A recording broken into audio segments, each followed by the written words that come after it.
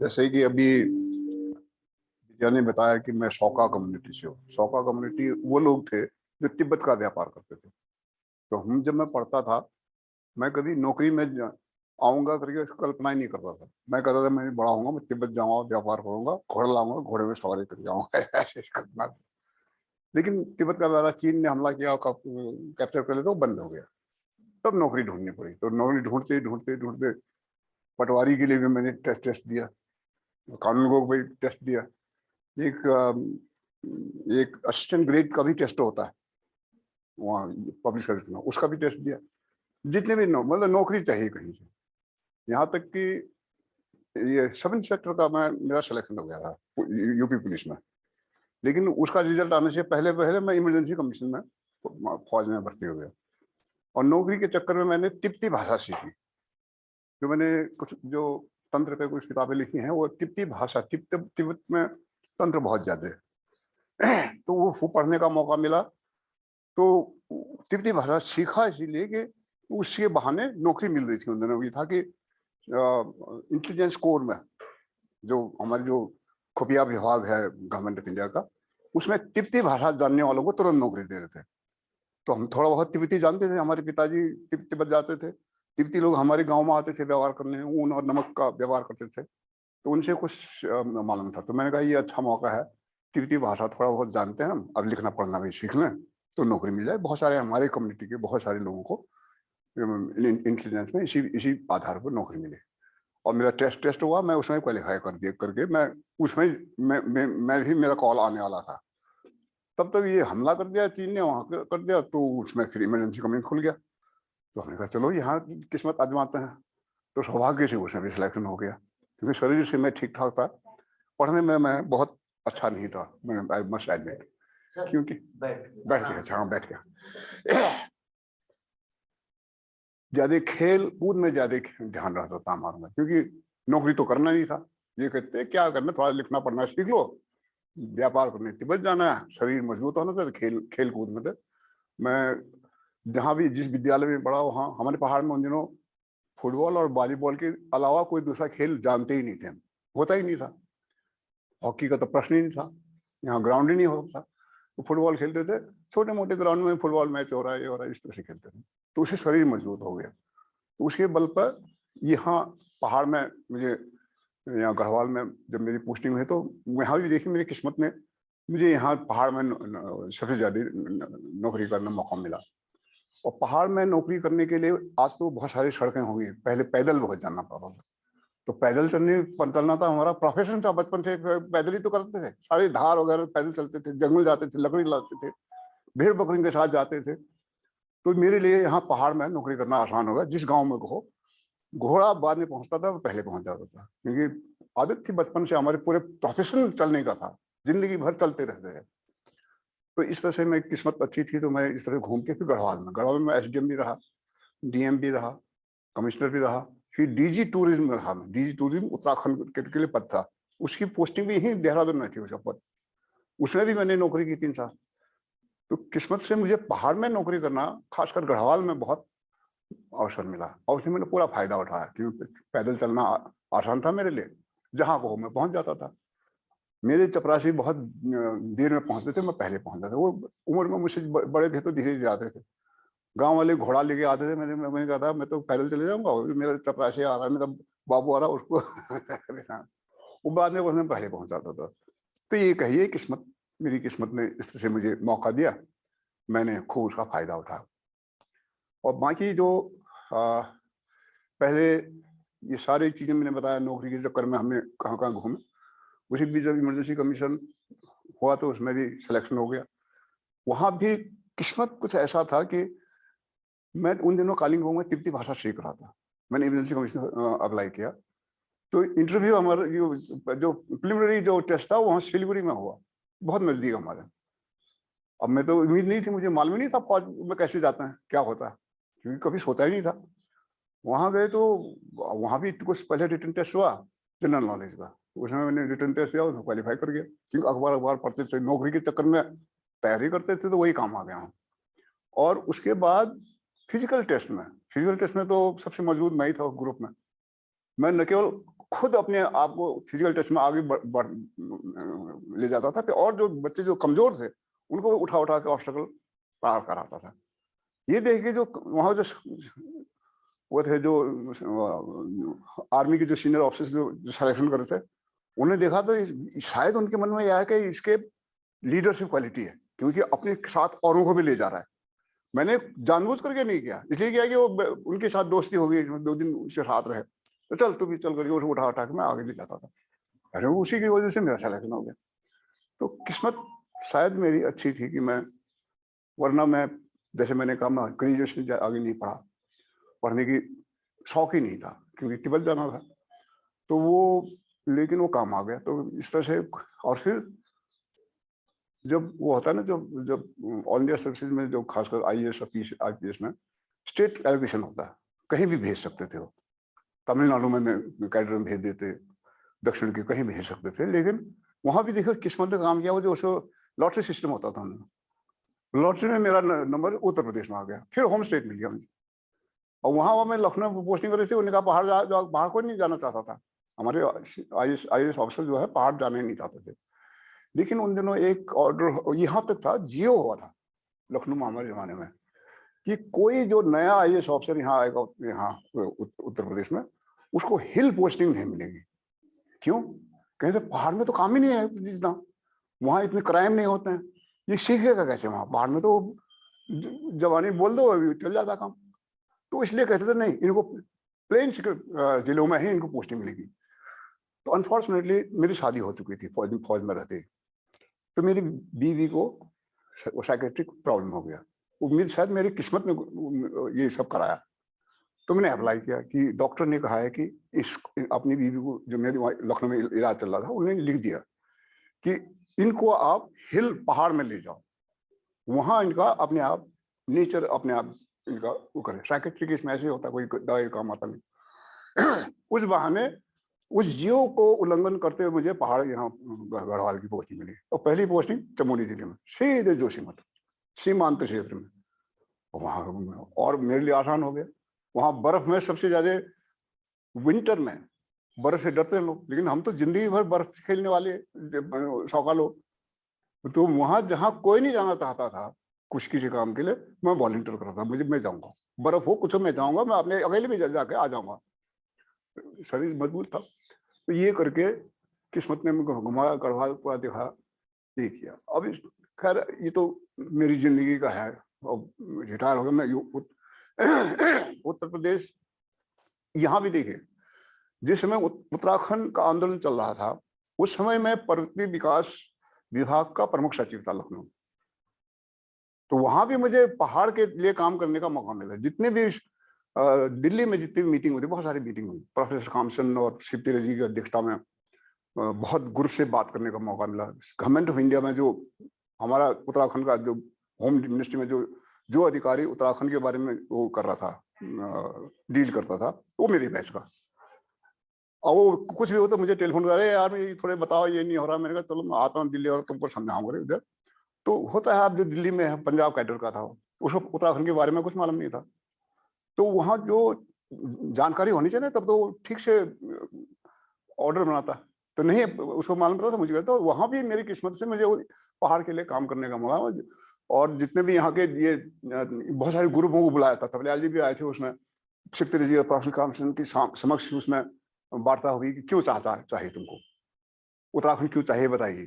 तो उसमें आता तो वहां पर भी उत्तर प्रदेश सरकार से, क्योंकि मैं पर्वतीय विकास विभाग का प्रमुख सचिव था, मुझे नॉमिनेट करते थे, तुम जाओ वहां, क्योंकि तुम उसी विभाग के हो और वहीं के रहने वाले हो, तुम अच्छा उनको समझा पाओगे। तो वहां भी मैं जाता था। तो सभी जगह मुझे ऐसा लगता है, मुझे मेरी किस्मत में लिखा था कि मुझे यहाँ पहाड़ में ज्यादा नौकरी करनी है, हाँ करना है, और मुझे मेरे लिए अच्छा था। ये हुआ। अब मैं थोड़ा सा टिप दूंगा आपको। तैयारी, कोई तैयारी कर रहे हैं आप, जैसे कंपटीशन के लिए कोई तैयारी कर रहे हैं, एग्जामिनेशन की तैयारी कर रहे हैं, इसके मैंने कुछ, क्योंकि मैं आज जैसे मैंने आपको बताया, मैं पढ़ने में बहुत अच्छा नहीं था। पढ़ने में तो अच्छा हो सकता था मैं, लेकिन ध्यान ही नहीं था उस वक्त, खेल में ज्यादा ध्यान था, तो ज्यादा जानकारी नहीं थी। तो वहाँ फौज में रहते हुए जब ये इमरजेंसी कमीशन में ये हुआ, जैसे मैं इमरजेंसी कमीशन से कैसे आईएएस में आया, इसकी भी कहानी। जब चीन ने हमला किया था तो इमरजेंसी कमीशन खोला, बहुत बड़ी संख्या में 11 बैचेस निकले इमरजेंसी मिशन के। 11 बैच में हजारों ऑफिसर भर्ती हुए फौज में, क्योंकि ये हुआ चीन का हमला हो ही रहा था। अभी ये था उन्हें कैप्चर कर रखा था। मेघालय में तो क्या होता है, अरुणाचल प्रदेश में तो बहुत नीचे तक वो उन्होंने कैप्चर रखा। ये था कि इनके साथ लड़ना है तो आप यंग ऑफिसर चाहिए, यंग सिपाही चाहिए। वो भर्ती किया उन्होंने। भर्ती किया तो उसके बाद जब चीन ने सीज फायर कर दिया, वापस चले गए, छोड़ दिया उन्होंने। तब government of India, ministry of defence में ये समस्या आई कि ये इतने ऑफिसर हमने भर्ती कर दिए हैं चीन से लड़ने के लिए, अब वहां शांति हो गई, अब लड़ाई तो होना नहीं है, अब क्या करेंगे इनका। बाद में जब ये लोग प्रमोशन का मौका मिलेगा तो इनका प्रमोशनल एवेन्यूज कहते हैं, प्रमोशन के अपॉर्चुनिटी उतने कम हो जाएंगे। एक पद के लिए 100 आदमी को एक पद में प्रमोशन मिलना है, तो एक को तो मिल जाएगा, वो तो ठीक है। जो 99 लोग जो रह जाएंगे वो फिर कुंठित हो जाएंगे, उनमें फिर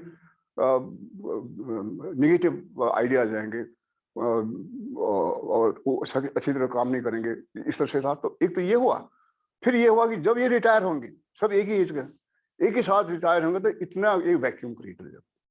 तो गवर्नमेंट ऑफ इंडिया ने वो निर्णय लिया कि जो इमरजेंसी कमीशन ऑफिसर जिन्होंने हमारे डिफिकल्ट समय में हमारे आर्मी को मजबूत बनाया, अब इनको ऐसे खाली हाथ घर नहीं भेज सकना।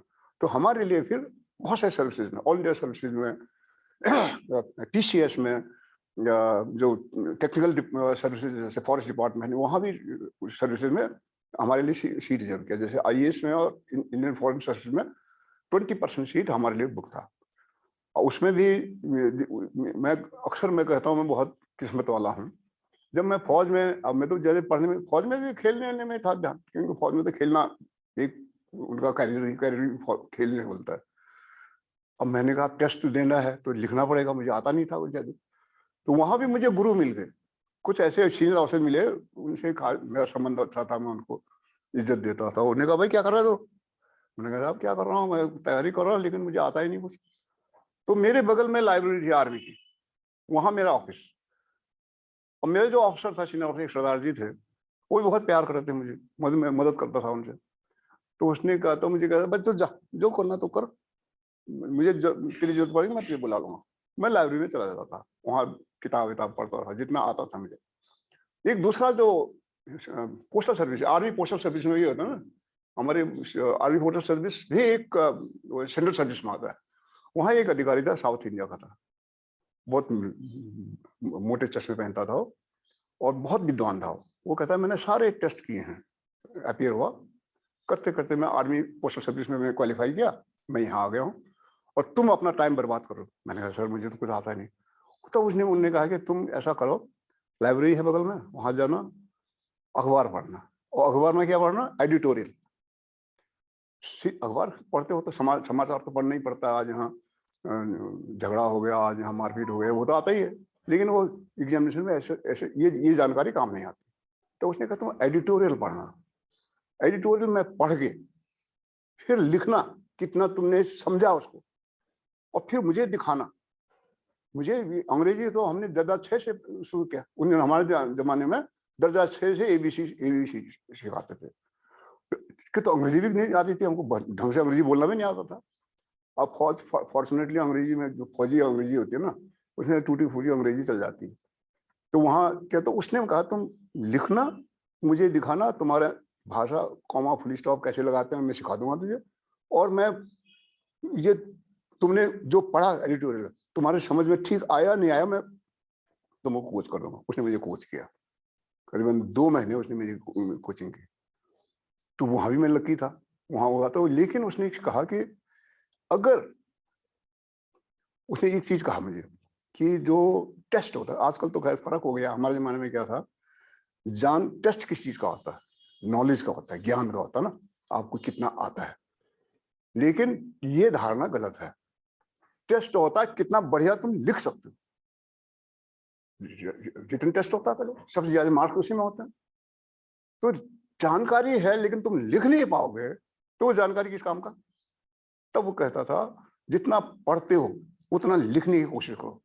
जैसे एक कोई सब्जेक्ट पढ़ोगे ना, ऐसा लगेगा अभी तो मुझे याद आ गया। 1 घंटे बाद उसको लिखना शुरू करोगे तो भूल जाता आदमी।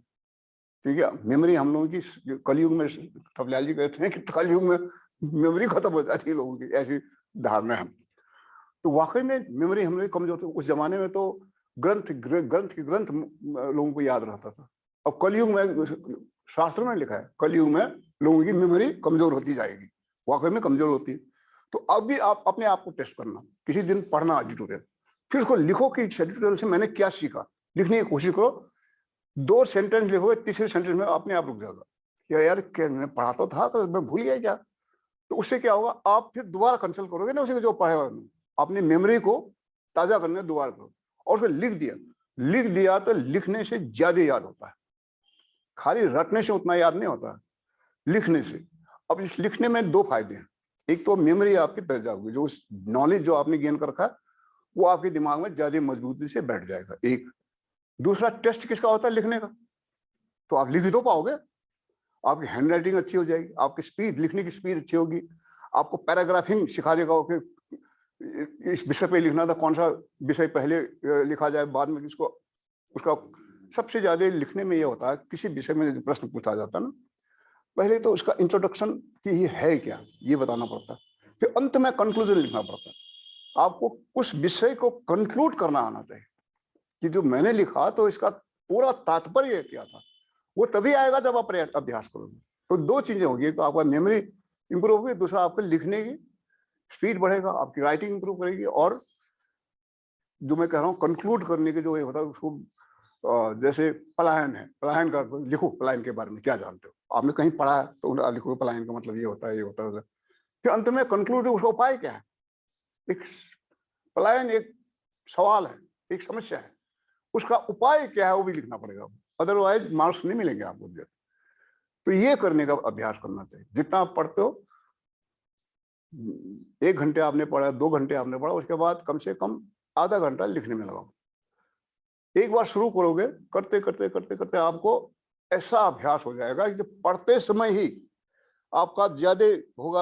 अभी तो मुझे लग रहा है कि मुझे याद होगा, लेकिन हो सकता है लिखते समय भूल जाऊं, तो ज्यादा उसमें आपका ध्यान जाएगा। तो वो अभ्यास बाद में आप न भी लिखोगे तो एक किस्म का एक आदत बन जाएगी आपको याद करने की, उस तरीके से।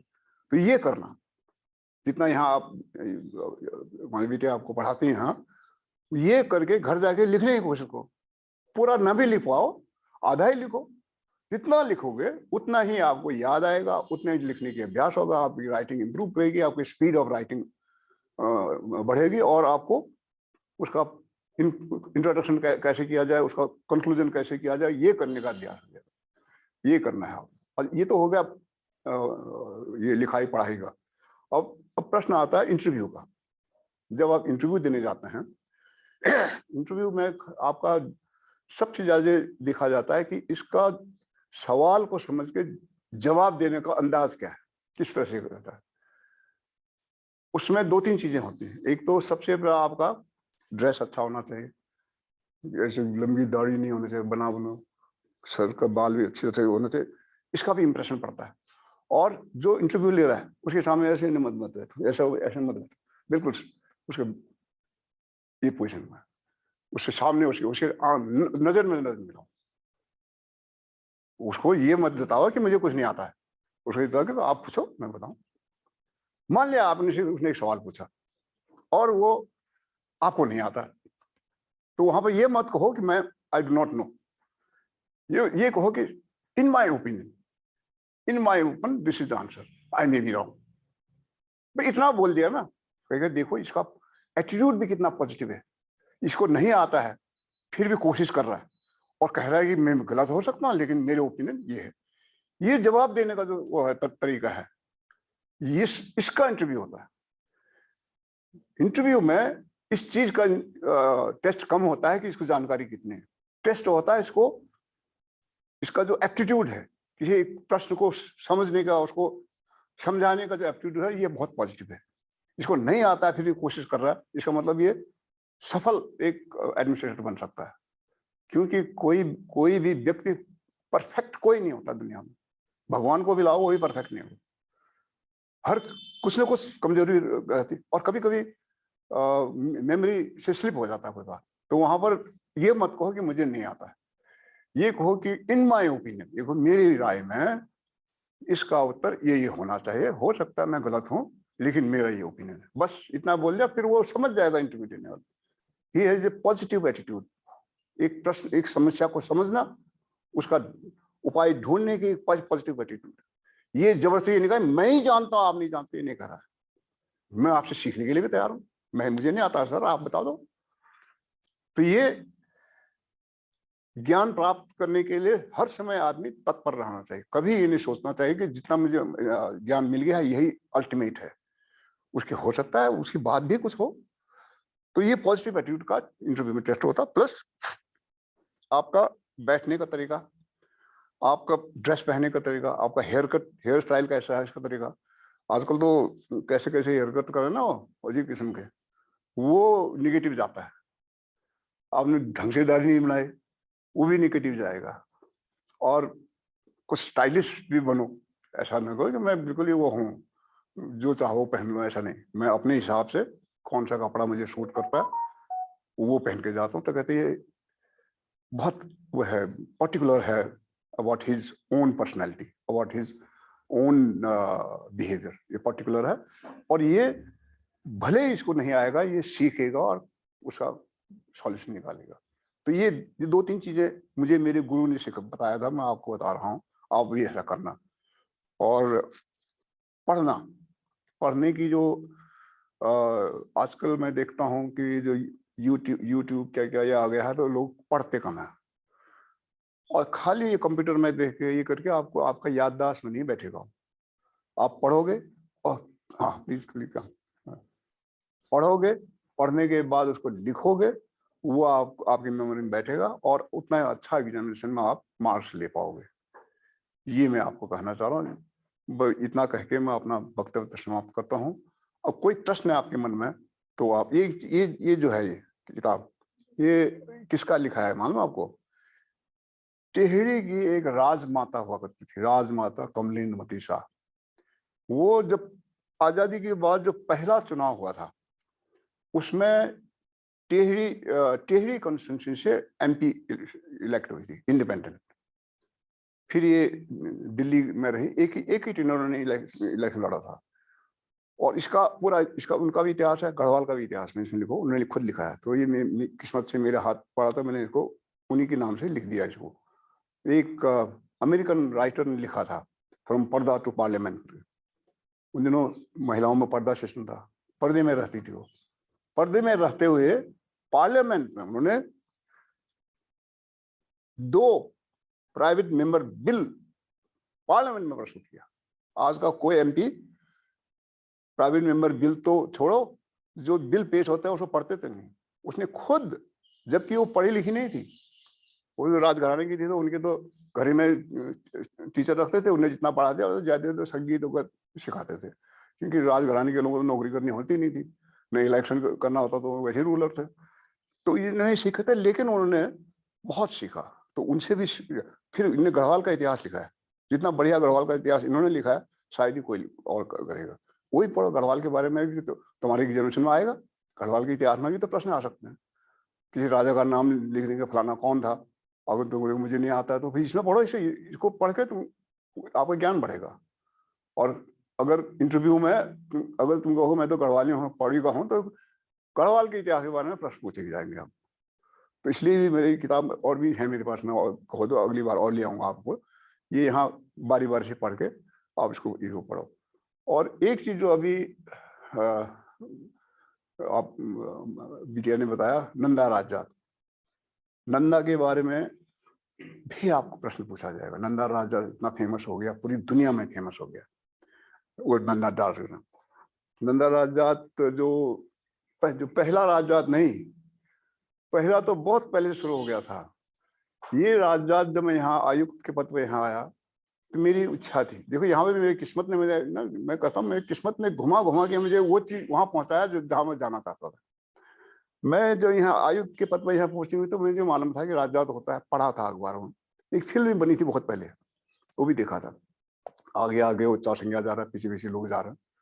तो मेरी तमन्ना थी कि मेरे टेन्योर में, जब मैं यहाँ आयुक्त हूँ, उस समय ये राजजात यहाँ होता तो मुझे भी देखने का मौका मिला। तो वो लोग मिलने आते थे, मैं उनको पूछता था कि वे राजजात कब है। तो मुझे ताज्जुब हुआ कि लोग कहते थे शायद राजजात तो हो चुका है। मैंने अच्छा हो चुका है तो मैं मायूस हो गया, मेरे डिनर में नहीं होगा, मैं नहीं देख पाऊंगा। और एक भुवनचंद नौटियाल है आजकल उसका राजजात कमेटी का सेक्रेटरी, उनके पिताजी थे, क्या नाम था उनका अभी याद आ जाएगा। उनकी चिट्ठी आई, उनने ये लिखा है कि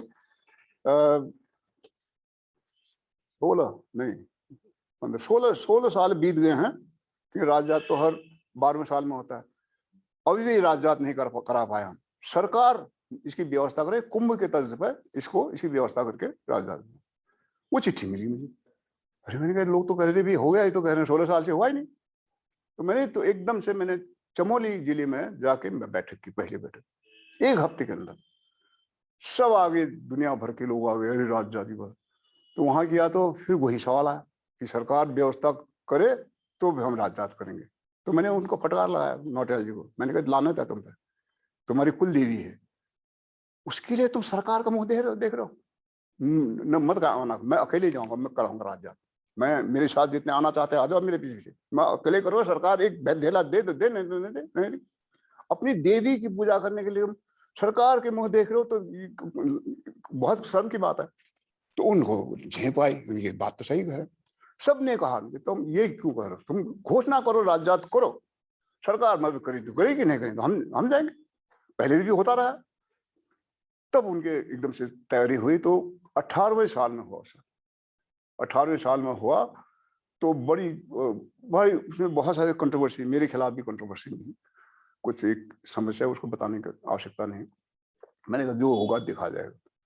फिर ये नौटी और कुरुड़ 2 जगह से निकलती है राजजात ना, कुरुड़ और नौटी वालों में आपस में झगड़ा हो गया, 1 दिन का अंतर डाल दो, याद है। एक ने कहा आज होगा, दूसरे ने कहा नहीं कल होगा, उनके पंचांग के अनुसार ने कहा ऐसा होता। तो 2 राजजात निकली, एक नौटी की तरफ जा रहा है 1 दिन पहले, कुरुड़ वाली 1 दिन बाद में आ रहा है। और कुछ ऐसी घटना हुई, जब ये बेदिनी बुग्याल में जिस दिन पहुंचना था, उन्हें 1 दिन बाद माना था, वो उसकी उस बीच एक ऐसी घटना हुई कि दोनों एक हो गए। फिर पहले दिन हम गए तो नौटी के जात के साथ 500 से ज्यादा लोग नहीं थे। वो एक पातर नचौनी करके एक जगह आता है, वहां हम रात में सोए, ब्रिगेडियर पटवाल है जो, इसके साथ गया था। तो वहां रात में हम सो गए। पहली शाम को वहां जब देखा तो गिनती करने की कोशिश थी, हमारे गिनती के अनुसार लगभग 500 लोग वहां पर पहुंचे थे। दूसरे दिन सुबह जब उठे तो हजारों लोग, आगे जाओ जहां तक नजर जा रही हो लोग जा रहे, पीछे जाओ पीछे से आते जा रहे। अरे हम तो एक जगह से खड़े होकर हमने देखा, गिनने की कोशिश की, जितना दिख रहा था 4000 नहीं 4000 लोग चल रहे हैं। मैंने कल 500 गिने हमने, ये 4000 कहां से आ गए। हम अजीब हो गया, हमने ये ताजुब का कहां से आ गए। तो दूसरे दिन जब वो क्रॉस किया हमने रूपकुंड, तब बताया साहब कल रात कोई घटना हुई, तो जो कुरुड़ की जो रात जाता था उन्हें 2 दिन का पड़ाव 1 दिन में क्रॉस करके तब पहुंच गए थे दूसरे दिन। तो वहां देखा तो अब वहां हुई कि इतने लोग आ गए हैं, सबने डरा रखा था हमको कि रात जात में तो दुर्घटना होती है, कम से कम 2-4 आदमी तो खत्म होते ही होते हैं। मैंने कहा अब जो होना होगा तो होगा, आप तो क्या करेंगे। गए वहां तो मेरे साथ 80 साल से अधिक उम्र वाले कम से कम 6 लोग थे, उसमें से एक अंधा भी था, वो हयात सिंह, सूबेदार हयात सिंह ही नाम था शायद, मैंने लिखा है उसका। वो अंधा था, पहले फौजी था। मैंने कहा तू अंधे फौज में कैसे आया, निगरानी साहब तो बाद में मैं अंधा हो गया, पहले तो मैं फौज में था, फौज में अंधे थोड़े लेते हैं। और मैंने उसको हाथ जोड़ा, मैंने कहा भाई देखो तुम दिखाई नहीं देगा, तुमको कोई दुर्घटना हो जाएगी तो हमारे तो जवाब तो लाभ हो जाएगा, तुम बताना। उन्होंने कहा साहब आप जाओ, मैं नहीं आऊंगा, मैं वापस जाऊंगा। और मैंने कहा ठीक है। ये जब ये पातन ये होम, ये जो कुंड है ना, नहीं ये जो वो कुंड जो है जहाँ वो हड्डी मिलता ना, होम कुंड, उसके ऊपर जो वो है पास है, लगभग 14,000-15,000 है, लेकिन तकलीफ ज्यादा होती है तो लोग उसको कहते हैं 18,000 है, 18,000 नहीं 14-15। वहां मैंने 3 या 4 ऐसे लोगों को लेटा हुआ देखा जो सांस ले रहे हैं, उसमें से वो सब 70 साल से ऊपर के थे। उसमें से तो एक हमारा रिटायर्ड पटवारी भी था। मैंने कहा तुम क्यों आए यार, तुम यहाँ, तुमको कुछ हो जाएगा तो हम क्या करें, कैसे करेंगे, रास्ता नहीं है उनको। वो जो शिला समुद्र है वहां तो पत्थरों के ऊपर जंप करते करते जाना पड़ता है। मैंने कहा तुम क्यों क्यों आए यहाँ? नहीं कहना साहब, उसकी इच्छा होगी तो कर लेंगे, नहीं हुआ तो कोई बात। ये इस तरह से है, एक आदमी पर खरोंच तक नहीं आया। अब जब वहां से होमकुंड से जो वापस जा रहे थे हम, इधर ये वापसी का जो रास्ता था, वहां वो जो अंधा था, यहाँ का जो नौटी का कहाँ का रहने वाला था, वो खड़ा मिला वहां हमसे। तो मुझे ऐसा हुआ शायद ये वापस जाके उधर से नंदा राजा को रिसीव करने आया, और उसके साथ एक गोरखा एक लड़का था, उसी पकड़ पकड़ के। तो मैंने पहचान लिया उसको। मैंने अरे आ गए, आप इधर से आया, आप नीचे से आएगा? नहीं साहब, मैं तो आप के पीछे नहीं आ गए। मैं दंग रह गया, एक अंधा आदमी जहाँ की पत्थर में जंप करके करना, मैंने कैसे आए भाई, तुमको दिखाई कैसे दिया? कहीं कहीं तो ऐसा करके टहनियां पकड़ पकड़ के आना पड़ता था। अब तो खैर रास्ता बन गया कुछ। तो वो आया तो वो भी वहां खड़ा, एक 90 साल का बुड्ढा था। वो दूसरे दिन जब हम नीचे आ रहे थे, दूसरे दिन हमने घर जाके नहा के अच्छे कपड़े पहन के रास्ते में खड़ा। फिर मैंने, आप यहाँ कैसे? साहब कल आपके आगे पीछे तो मैं भी चल रहा था। 90 साल का और बिल्कुल तंदुरुस्त, कुछ नहीं कह रहा मतलब वो। फिर ये उसे देखो, उसने एक शब्द कहा मुझे, बस आपने ये करा दिया, अगले रात तक बचेंगे तो फिर देखा जाएगा, नहीं तो हो गया मेरी जिंदगी का, मेरा वो हो गया, मैं शुद्ध हो गया, हम अब सीधे सीधे स्वर्ग जाने के लिए तैयार होंगे। तो ऐसा हुआ था। तो अब नंदा, तो यहाँ पर प्रश्न पूछिए अपने आप को, नंदा कौन थी? मैं किताब लिख रहा हूँ, उसमें अभी तो अंग्रेजी में लिख रहा हूँ, बाद में हिंदी में लिखूंगा। नंदा को खुद हम कुमाऊं गढ़वाल वाले भी नहीं समझ पाए। हम नंदा को ये समझते हैं कि जैसे और देवी है ना, फलानी देवी ऐसी है। नहीं, नंदा सृष्टि की रचना में द्वापर युग की देवी है। 3 देवियों को माना जाता है सृष्टि की रचना में। पहली है सती, दक्ष प्रजापति की पुत्री सती, वो सतयुग में थी। फिर द्वापर युग, त्रेता युग में पार्वती। तो इसमें द्वापर युग में नंदा। ये 3 देवियों से के द्वारा ही सृष्टि की रचना हुई। तो उसको उस रूप में हम, एक चीज और है, नंदा केवल हमारे उत्तराखंड में पूजी जाती है, और जगह नहीं पूजी जाती, और जगह नंदा का नाम ही नहीं लेते कोई। हाँ ठीक। तो ये है, इसको भी समझना कभी करके, इसमें कभी मौका मिलेगा तो किताब भी आपको लाऊंगा, उसको भी समझो, क्योंकि तुम्हारी देवी है, कुल देवी। हमारे उत्तराखंड की सबसे बड़ी कुल देवी कौन है? नंदा। और नंदा ये साधारण देवी नहीं है, सृष्टि की रचना से जुड़ी हुई देवी है, जिससे हम पैदा हुए हैं। नहीं, वो नहीं होते तो शायद हम नहीं होते, फिर तो सृष्टि नहीं होती। इस रूप में समझना इसको। तो अब कोई प्रश्न है आप लोगों को तो आप पूछ सकते हैं, मैं जवाब देने की कोशिश करूंगा, और फिर दोबारा कभी आए तो फिर इसमें करेंगे। कुछ समझ में आया कि नहीं? हाँ, तो इसको पढ़ना। उत्तराखंड की जो विलुप्त होती भाषाएं हैं, हाँ, उत्तराखंड की जो विलुप्त होती भाषाएं हैं हमारी, हाँ, उनके बारे में आप थोड़ा सा। भाषाएं उत्तराखंड में एक तो गढ़वाली कुमाऊनी लगभग एक ही भाषा है, डायलेक्ट कहते हैं इसको। वैसे कुमाऊनी और गढ़वाली को भाषा की डेफिनेशन में आ जाता है, लेकिन अमून हमारे पहाड़ी भाषा को क्या कहते हैं? डायलेक्ट है हिंदी का। डायलेक्ट ही है, समझिए हिंदी से ही निकला हो, संस्कृत हिंदी से। वर्ग बोली कहते हैं ना डायलेक्ट को, कि एक जात विशेष में बोली जाने वाली भाषा। लेकिन इसके अलावा अन्य भाषाएं हैं, जो हमारी भाषा है, जो हम 100 का लोग हैं, हमारी भाषा अलग है। खैर हमारे जोहार में हम भाषा भूल चुके हैं, लेकिन धारचूला वाले और गढ़वाल में जो गढ़वाल के जो मारसा तलसा है, ये अभी भी वो भाषा बोलते हैं जो वो जो न हिंदी की डायलेक्ट है न तिब्बती की डायलेक्ट है, उसमें मिक्स है। उसको जो धारचूला साइड में उसको रंगलू कहते हैं। रंगलू, रंग लोगों की भाषा। रंग माने 100 का लोगों को तिब्बती भाषा में रंग कहते हैं। रंग तिब्बती भाषा का शब्द है, रंग माने वैली, वैलिडेटर। जो हमारे यहाँ बोलते थे उसको शौकिया रंकश कहते हैं। रंकश के कुछ शब्द हमारी भाषा में बचा हुआ है, अदरवाइज हम भी गढ़वाली कुमाऊनी की तरह भाषा बोलते हैं। और जो गढ़वाल बोलते हैं उसको रोंगपा, रोंगपा लैंग्वेज कहते हैं। रोंगपा शब्द गाड़ी में लिखा कहीं कहीं देखा हमने, रोंगपा।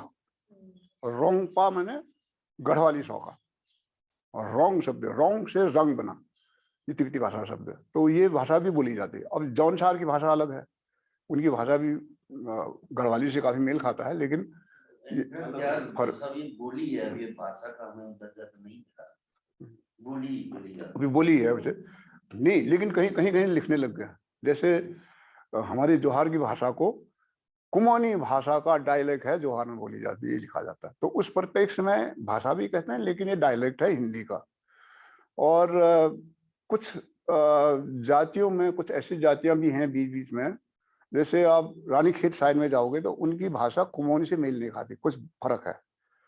कुछ ऐसे शब्द हैं जो कि वो, जैसे एक शब्द है ना ठहरा, मैं जाने वाला ठहरा, मैं खाने वाला ठहरा, ठहरा, ये इधर ये सल्ट के इलाके में ज्यादा ठहरा ठहरा बोलते हैं। उसमें आपको अजीब लगेगा ये ठहरा ठहरा, ये ठहरा हुआ है क्या है, लेकिन उनके उसमें एक आता है पिथौरागढ़ साहब में मर्यो, वो खान मर्यो में जन्म मर्यो, मर्यो का मतलब तो मर गया क्या लेकिन उनकी शैली में मैं मर्यो ना, मैं जा रहा था, मैं जा मरी हूँ, मैं जा रहा हूँ।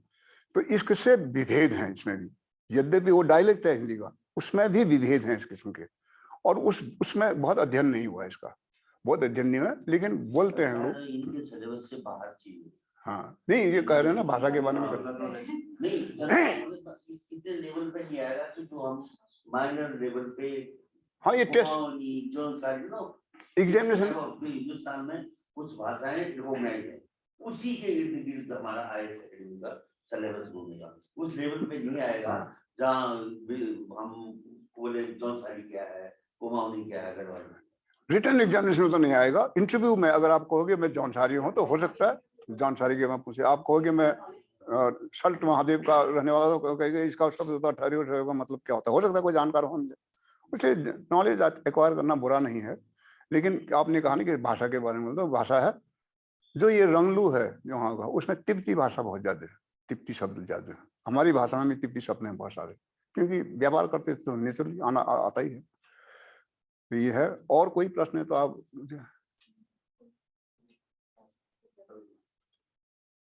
बेटियां हैं दोनों, मिली हैं वहां में से 2 बच्चे और आ गए, अच्छा अच्छा। ये तो जी, एक तो आप आपकी किस्मत अच्छा है कि आपको यहाँ कोचिंग मिल रहा है ना। ये हम लोगों के जमाने में नहीं था, जो कुछ खुद ही करना पड़ता था, क्योंकि नहीं था उन दिनों सुविधाएं ना। तो इसका फायदा उठाना चाहिए। यहाँ आप आ रहे हो, सीखने की कोशिश करो, जैसे मैं कह रहा हूँ लिखने की कोशिश करो, लिखने की कोशिश करो तो इसको फायदा मिलेगा आपको कभी ना कभी। अभी आपको लग रहा है ना कि ये कोचिंग करके क्या होगा, मैं तो आता ही नहीं, ऐसा लगता है ना, ऐसा नहीं होता। आप यहाँ आ रहे हो, ध्यान दो, सिखाने वाला क्या सिखाना चाह रहा है आपको, उसे ध्यान दो। वो आपको कभी ना कभी आपको टेस्ट में कहीं ना कहीं मदद करेगा ही करेगा। एक जो टीचर होता है वो जानता है ना, मैं तो टीचर नहीं हूँ इसलिए मैं ऐसे उल्टा सीधा बोल रहा हूँ, लेकिन एक जो टीचर होता है वो जानता है कि इसको मैंने लिखना सिखाना है, तो वो उसी तरह से आपको सिखाएगा। हो सकता है वो एक बहुत बड़ा ज्ञान है उसके पास, उसको छोटा करके आपको बता देगा, तो उसको पकड़ने की कोशिश करो, ध्यान दे के सुनो उसको। नहीं आता तो क्या पढ़ा रही, इनको पूछो, भाई साहब है यहाँ, इनको पूछो कि बता दो हमको, थबलियाल जी आएंगे, इनको पूछो। तो पूछोगे तो तभी तो हम बताएंगे आपको। तो ये इनक्विजिटिव होना चाहिए आदमी को, पूछने की, जानकारी लेने की, ये होने से आप किस्मत वाले हो कि आपको एक कोचिंग यहाँ मिल रहा है, वरना इसे गांव में जाओ वहां के बच्चों को तो नहीं मिल रहा। तो ये इसका फायदा उठाना चाहिए आपको, खाली यहाँ आने से काम नहीं चलेगा, सीखना पड़ेगा। तो मेरी शुभकामनाएं है आपके साथ। मैं फिर जब नौकरी में जाओगे तो उसमें नौकरी में भी कैसे करनी पड़ती है वो भी सिखाएंगे हम आपको। तो धन्यवाद आप लोग का। आपका बहुत बहुत धन्यवाद, आपने इतना लिए आपका बहुत बहुत धन्यवाद। आप जल्दीबाजी में थे, नहीं तो हम आपसे अभी थोड़ा 1 घंटा और बात करेंगे। बदल जाओ सर के साथ